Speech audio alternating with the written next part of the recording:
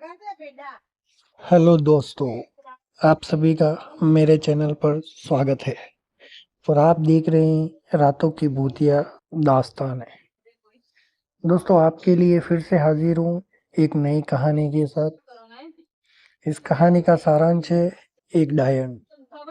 यह कहानी कंचनपुर गांव के नाम के गांव की है। उस गांव के पास एक नदी होकर गुजरती है और उस नदी के उस पार बिजली के 4 खंभे हैं। उस गांव में रहने वालों के सामने अगर कोई उन 4 खंभों का नाम भी लेता है तो उन्हें चेहरों पर एक डर की रेखा सी बन जाती है, क्योंकि उस गांव में रहने वालों का यह कहना है कि उन गांव के खंभों के पास एक डायन रहती है। इसलिए उन खंभों के पास कोई भी रात में तो क्या दिन में भी नहीं जाता। अगर कोई गलती से वहां चला भी जाता है तो वो कभी वापस नहीं आता। वैसे भी जगह नदी के उस पार है और नदी के उस पार बस जंगल ही जंगल है। इसलिए कोई जल्दी से नदी के उस पार नहीं जाता, और अगर कोई जाता भी है तो बस वो अपने जानवरों को घास चराने के लिए या लकड़ी लाने के लिए ही जाते हैं। वैसे ही महेश भी रोज नदी के उस पार अपनी बकरियों को घास चराने के लिए जाया करता था। वैसे तो उसे पास बस 2 ही बकरियां थी, और अपने उन दोनों बकरियों के नाम भी रखे हुए थे। उसकी एक बकरी का नाम चंपा और दूसरी का नाम चमेली था। महेश अगर कहीं से भी उन दोनों बकरियों को उनका नाम लेकर भी बुलाता तो बकरियां तुरंत भागती हुई उसके पास आ जाती थी। और एक ऐसे दिन महेश रोज रोज की तरह अपनी बकरियों को घास चराने के लिए नदी के उस पार गया हुआ था। वो नदी के उस पार तो गया हुआ था, पर वो उन 4 खंभों के पास नहीं गया। क्यों? कि वो उन खंभों से दूर की तरफ गया हुआ था, जहाँ बहुत सारे लोग अपने जानवरों को चराने के लिए जाया करते थे। और महेश ने वहां पहुंचते ही बकरियों को घास चरने के लिए छोड़ दिया और खुद जाकर एक पेड़ के नीचे जाकर बैठ गया। वह अपने फोन में हिंदी स्टोरी माय वेबसाइट पर कहानियां पढ़ने और सुनने लगा।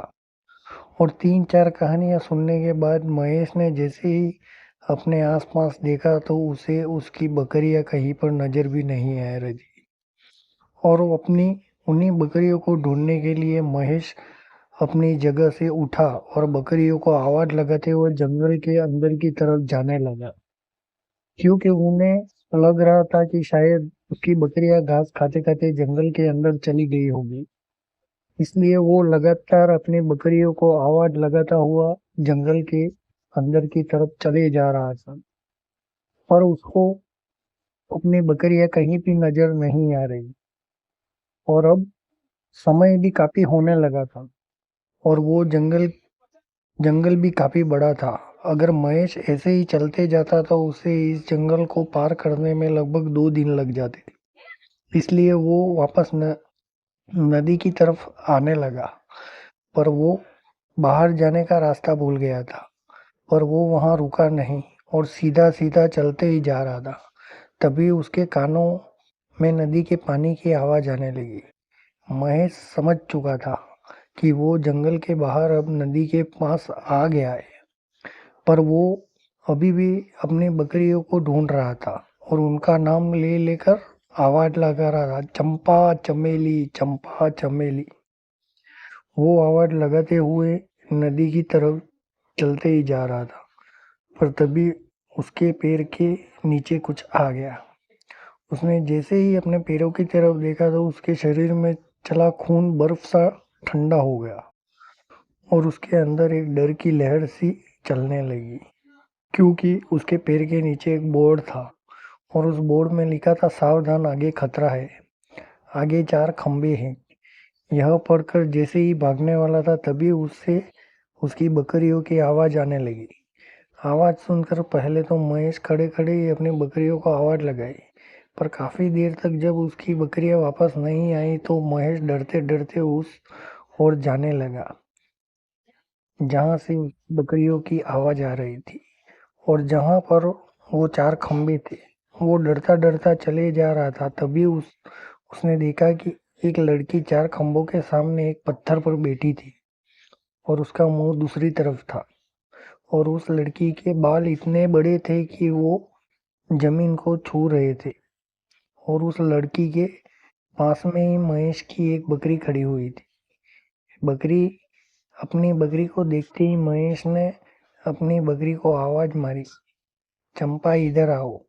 उसकी आवाज़ उसकी बकरी ने तो नहीं सुनी, पर वो लड़की जो वहाँ पर बैठी थी उसने महेश की आवाज़ सुनकर जैसे ही पीछे देखा तो उसको देखकर महेश उस लड़की को बस देखता ही रह गया, क्योंकि वो लड़की देखने में बहुत सुंदर और आकर्षण थी। महेश उस लड़की को खड़े-खड़े बस देखे ही जा रहा था। तभी उन लड़की ने थोड़ा मुस्कुराते हुए कहा, यह आपकी बकरी है क्या? उस लड़की की आवाज़ सुनते ही महेश का भी ध्यान टूटा और उसने अपने सर पर हाथ फेरते हुए बोला, जी हाँ, पर इसके साथ मेरी एक और बकरी थी, क्या आपने उसे कहीं देखा है? तो महेश का जवाब देते हुए उस लड़की ने हाथ से इशारा करते हुए, वो बकरी उस तरफ है। उस लड़की के इतना बोलने के बाद महेश ने जैसे ही उस तरफ जाकर तो उसकी आंखें फटी की फटी रह गई, क्योंकि महेश ने देखा उसकी दोनों बकरियों के सर कटे वहीं पर पड़े हुए। महेश यह देखकर बहुत डर चुका था, क्योंकि अभी थोड़ी देर पहले उसकी एक बकरी तो उस लड़की के साथ बिल्कुल सही थी, पर अब यहाँ पर तो उसकी दोनों बकरियां मरी पड़ी हुई हैं। महेश अब शायद समझ चुका था कि वो लड़की कौन है, इसलिए वो बिना समय गवाए वहां से भागने लगा। पर तभी तो वो भागते-भागते अचानक वहीं रुक गया, क्योंकि उसने देखा वो लड़की उसके आगे से चले आ रही थी। उसको आगे से आते देखकर महेश तुरंत पीछे भागने को जैसे ही मुड़ा तो एक झटका उसे फिर लगा, क्योंकि उसने देखा लड़की अब उसके पीछे से भी आ रही है। उसने डरते हुए फिर से आगे की तरफ देखा तो वो लड़की अब आगे भी थी और पीछे भी थी और दोनों तरफ भी थी। यानी उस डायन ने अब महेश को चारों तरफ से घेर लिया था। उसके बाद वो लड़की चारों तरफ से उसके ओर आने लगी और उसके पास आते ही उस लड़की का चेहरा बिल्कुल बदल गया और एकदम भयानक सा हो गया। और महेश के पास आते ही उस डायन ने एकदम अपना एक हाथ महेश की छाती में डाल दिया और उसका दिल एकदम से बाहर निकाल लिया। कहते हैं वो 4 खंभों वाली डायन अगर किसी को मारती है तो उसे वो पहले चारों तरफ से घेर लेती है, फिर उसके बाद उसका दिल निकाल लेती है। दोस्तों, आपको यह कहानी अच्छी लगी हो तो हमारे चैनल को ज़रूर सब्सक्राइब करें और इसी तरह की कहानियाँ सुनने के लिए हमारे चैनल को शेयर करें और सब्सक्राइब करें। धन्यवाद।